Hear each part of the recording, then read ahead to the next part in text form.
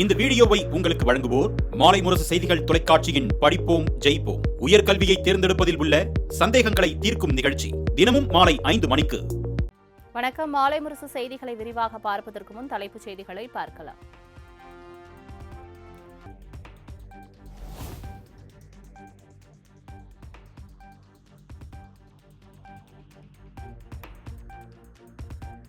கோவை, நெல்லை, நீலகிரி, தேனி, தென்காசி உள்ளிட்ட 9 மாவட்டங்களில் இன்று கனமழைக்கு வாய்ப்பு. தஞ்சாவூர், திருவாரூர், நாகை உள்ளிட்ட மாவட்டங்களில் நாளை கனமழை பெய்யும் என வானிலை மையம் தகவல்.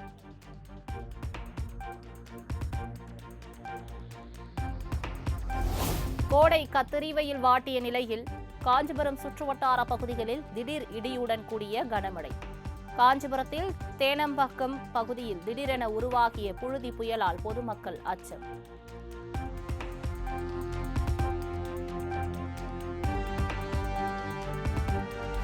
பூந்தமல்லியில் வீசிய சூறை காற்றால் திரையரங்கு மேற்கூரை இடிந்து விழுந்ததால் பரபரப்பு. திரையரங்கில் படம் பார்த்து கொண்டிருந்த மக்கள் அவசரமாக வெளியேற்றம்.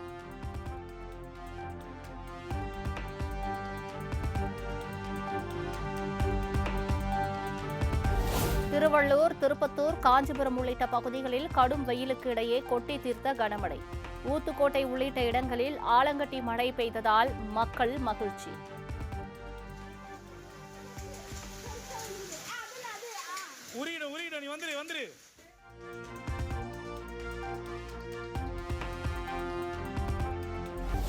வக்பு சட்டத்துக்கு எதிரான வழக்கு உச்சநீதிமன்றத்தில் இன்று மீண்டும் விசாரணை. மனுதாரர்கள் பதில் மனு தாக்கல் செய்ய உத்தரவிட்டிருந்த நிலையில் திமுக சார்பில் பதில் மனு தாக்கல்.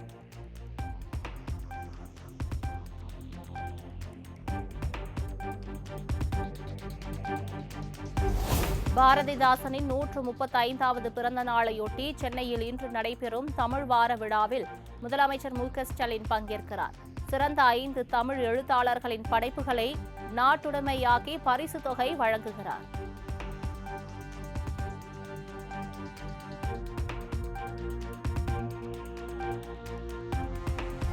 (2026) தேர்தலோடு எடப்பாடி பழனிசாமியின் அரசியல் அத்தியாயம் முடிவது உறுதி. திமுக அமைப்பு செயலாளர் R.S. பாரதி விமர்சனம்.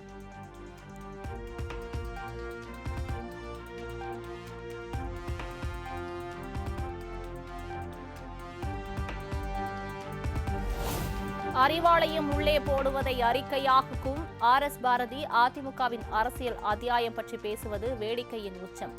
அதிமுக முன்னாள் அமைச்சர் S.P. வேலுமணி பதிலடி.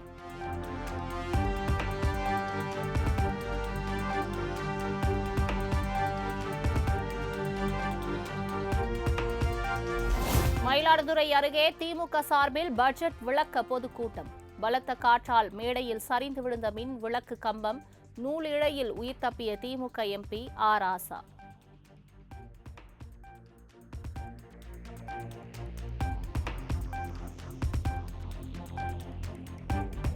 தமிழகம் முழுவதும் நீட் தேர்வு எழுத வந்த மாணவிகளிடம் கம்மல், மூக்குத்தி மற்றும் கொலுசுகளை கழற்ற சொன்ன அதிகாரிகள்.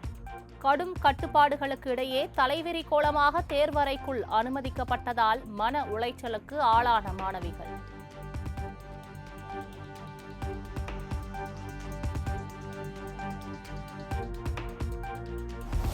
வேலூரில் நீட் தேர்வெழுத வந்த மாணவர்களின் காதுகளில் பட்டப்பகலில் டார்ச் அடித்து சோதனை செய்த அதிகாரிகள். நுழைவுச் சீட்டு, அடையாள சான்று மற்றும் தண்ணீர் பாட்டில் மட்டும் எடுத்து செல்ல மட்டுமே அனுமதி.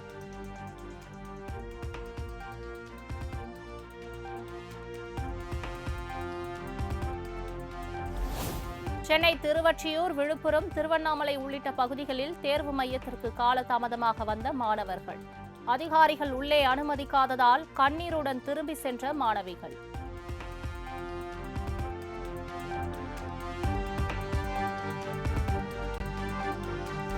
திருப்பூரில் அதிக பட்டன்கள் இருந்ததால் தேர்வறைக்குள் அனுமதிக்கப்படாத மாணவிக்கு ஆடை வாங்கி கொடுத்து உதவிய பெண் போலீஸ். குமாரபாளையத்தில் கல்லூரி மாறிச் சென்ற மாணவியை குறித்த நேரத்தில் தேர்வு மையத்திற்கு ஜீப்பில் அழைத்து சென்ற காவல் ஆய்வாளர்.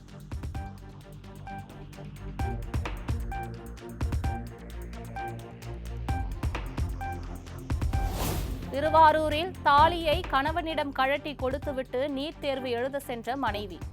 மூக்குத்தி, மெட்டி, கொலுசு ஆகியவற்றை பெற்றோரிடம் கழட்டி கொடுத்துவிட்டு சென்ற மாணவிகள்.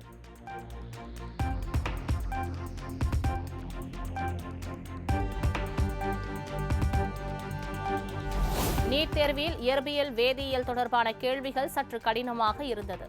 தேர்வு எழுதிய பிறகு மாணவ மாணவிகள் கருத்து.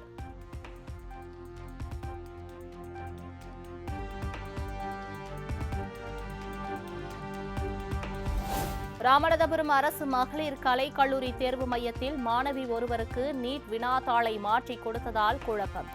40 நிமிடத்திற்கு மேல் தேர்வு எழுத முடியாமல் தவித்ததாக வெளியில் வந்து தந்தையிடம் கண்ணீருடன் கதறி அழுத சோகம்.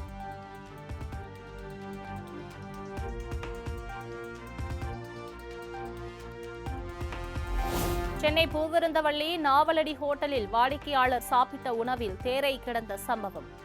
ஹோட்டலை மூடி சீல் வைத்து உணவு பாதுகாப்புத்துறை அதிகாரிகள் அதிரடி.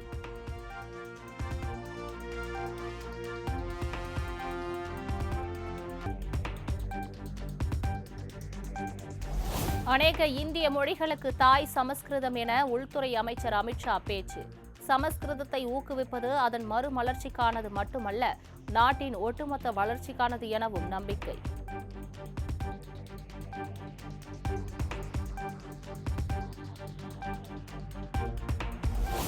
வரலாற்றில் காங்கிரஸ் கட்சி இதுவரை செய்த தவறுகளுக்கு பொறுப்பேற்கிறேன். கடந்த 1984ஆம் ஆண்டு பொற்கோவிலுக்குள் ராணுவம் புகுந்தது தொடர்பான கேள்விக்கு மக்களவை எதிர்க்கட்சித் தலைவர் ராகுல் காந்தி கருத்து.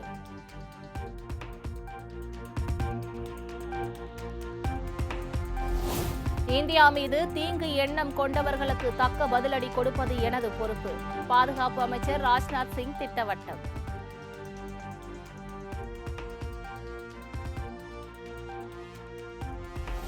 மேற்கு வங்க மாநிலத்தில் மத அடிப்படையிலான பிரிவினை தீவிரவாதம் அச்சமூட்டும் சவாலாக உருவெடுத்துள்ளது. முர்ஷிதாபாத் வன்முறை குறித்து மத்திய உள்துறை அமைச்சகத்திடம் சமர்ப்பித்த அறிக்கையில் மாநில ஆளுநர் சி.வி. ஆனந்த் போஸ் தகவல்.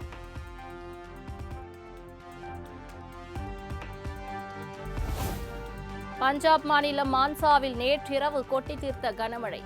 சாலையில் குளம் போல் தேங்கிய மழை நீரால் வாகனங்கள் முழுகின.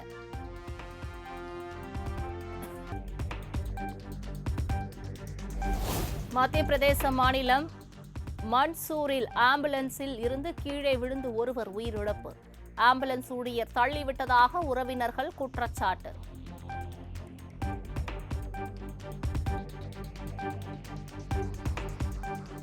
பீகார் மாநிலம் மோதிஹரியில் ஆம்புலன்ஸில் கஞ்சா கடத்திய 3 பேர் கைது. 155 கிலோ கஞ்சாவை பறிமுதல் செய்து காவல்துறையினர் விசாரணை.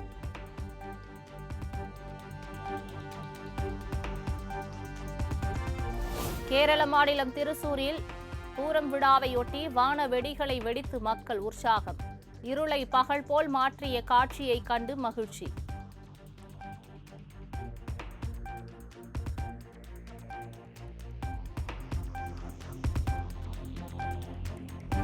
வியட்நாமில் உள்ள உலகின் மிகப்பெரிய வழிபாட்டு சக்கரத்தை சுற்றி மத்திய அமைச்சர் கிரண் ரிஜிஜு வழிபாடு.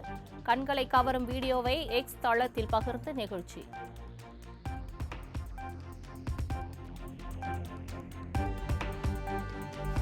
விறுவிறுப்பாக நடைபெற்று வரும் ஐபிஎல் போட்டியின் 54வது லீக் போட்டியில் லக்னோ அணியை எளிதில் வீழ்த்தியது பஞ்சாப் கிங்ஸ் அணி.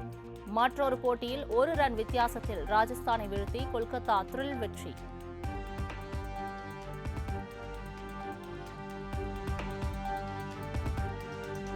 ஐபிஎல் கிரிக்கெட் தொடரின் 55வது லீக் போட்டியில் இன்று ஹைதராபாத்தை எதிர்கொள்கிறது டெல்லி கேபிட்டல்ஸ். போட்டி இரவு 7:30 மணிக்கு ஹைதராபாத் ராஜீவ்காந்தி மைதானத்தில் நடக்கிறது.